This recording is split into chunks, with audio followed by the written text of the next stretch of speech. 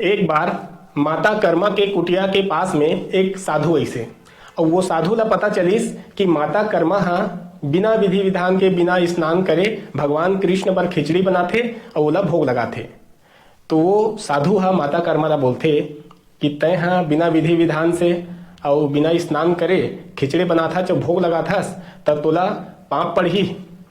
तेहा ऐसे करे कर बढ़िया स्नान ध्यान कर लेकर और पूरा विधि विधान के साथ भगवान कृष्ण पर खिचड़ी बना के ओला भोग लगाए कर।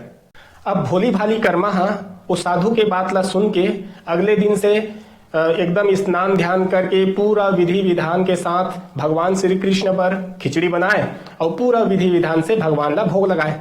तो ये विधि विधान जब करे माता कर्मा तो ओला सुबह बहुत देर हो जाए। ओला तो देर हो है, लेकिन जिन बालक है ओला तो जल्दी रहा है, तो वो सुबह सुबह जल्दी आ जाए और माता कर्मा ला बार बार कहा है जल्दी कर माँ, जल्दी खिचड़ी दे माँ। माता कर्मा सिर्फ बालक ला यही कहा है कि हाँ बेटा मैं जल्दी करत हूँ और जल्दी तोला खिचड़ी दूँ, ते चिंता मत कर। लेकिन वो बालक चुप होके नामी नहीं लाए, बार बार माता कर्मा कहा है जल्दी कर माँ, जल्दी कर माँ, मतलब जल्दी खिचड़ी खाना है और जल्दी जाना है। और माता कर्मा वो बालक ला बार बार समझावत रहा है। बालक जल्दी जल्दी खिचड़ी खाए और अपन हाथ मुँह ला धोए बिना उठ के जल्दी से भाग जाए। और ये प्रक्रिया और ये काम कई दिन तक लगातार चलते रही से। बालक आवे और जल्दी दे माँ की के खिचड़ी मंगाए, माता कर्मा जैसे ही भगवान ला भोग लगाए बोला जल्दी से खिचड़ी दाए, वो बालक हाथ मुंह धोए बिना जल्दी वहां ले भाग जाए। और उही समय में भगवान जगन्नाथ के मंदिर में भगवान के मुख में खिचड़ी लगे रहा है। तो ये बात ला देख के वहां के पुजारी मन आश्चर्य हो जाए कि ये भगवान के मुख में एक खिचड़ी कहाँ से लगे थे, जबकि हमन तो खिचड़ी के भोग लगावे नहीं करन। तो वो मन सोचा है अपने आप में कि भगवान के मुख में आखिर खिचड़ी आथे कहाँ से। पुजारी मन सोचते कि जैसे ही दरवाजा खुलते तो सबसे पहली थमी मन आथन, और जैसे ही आथन हमन देखथन भगवान के मुख में खिचड़ी लगे थे। तो वो मन समझ जाते कि ये भगवान के लीला है और भगवान कहीं से खिचड़ी खा के आथे और ओकरे कारण भगवान के मुख में ये खिचड़ी लगे थे। तो भगवान ला किथे वो मन कि भगवान कहाँ से खिचड़ी खा के आता हो, हम मन ला तो बताओ।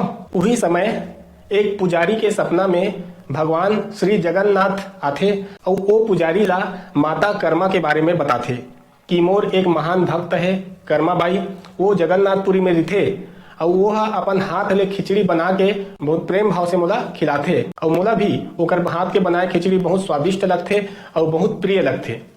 लेकिन कुछ दिन पहली एक साधु ओकर कुटिया में गे रही से और कर्मा बाई ला बताई से कि अगर बिना विधि विधान से, बिना स्नान ध्यान के अगर भगवान पर खिचड़ी बना के भोग लगावे तब पाप पड़ही के। तो वो साधु के बात ला सुन के अगला दिन से कर्मा बाई पूरा विधि विधान से स्नान ध्यान करके खिचड़ी बनाथे और भोग लगाथे।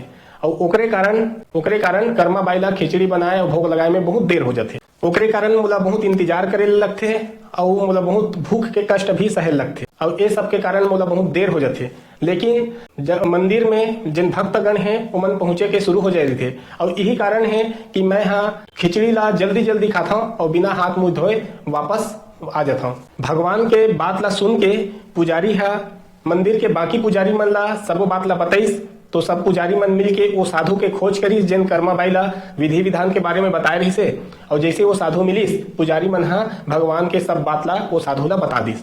ये बात ला साधु सुन के एकदम आश्चर्यचकित हो गए और घबरा गए और तुरंत दौड़त जाके माता कर्मा के कुटिया में पहुंच के माता कर्मा ला बोलते कि हे माता, अब तोला कोई विधि विधान से खिचड़ी बनाए के जरूरत नहीं है। तय पहली जिसने खिचड़ी बनावत रहे वैसने फटाफट खिचड़ी बनाए कर और वो बालक ला खवाए कर। तब ओकर बाद से माता कर्मा विधि विधान के चिंता करे बिना, नियम के चिंता करे बिना, बिना स्नान ध्यान करे पहले जिसने खिचड़ी बनात रही से वैसने खिचड़ी बनाए के चालू कर दिस। और ओकर बाद फिर बालक सुबह सुबह जल्दी आए और माता कर्मा के हाथ के खिचड़ी खा के तुरंत अपन सही समय में अपन मंदिर में वापस चल जाए।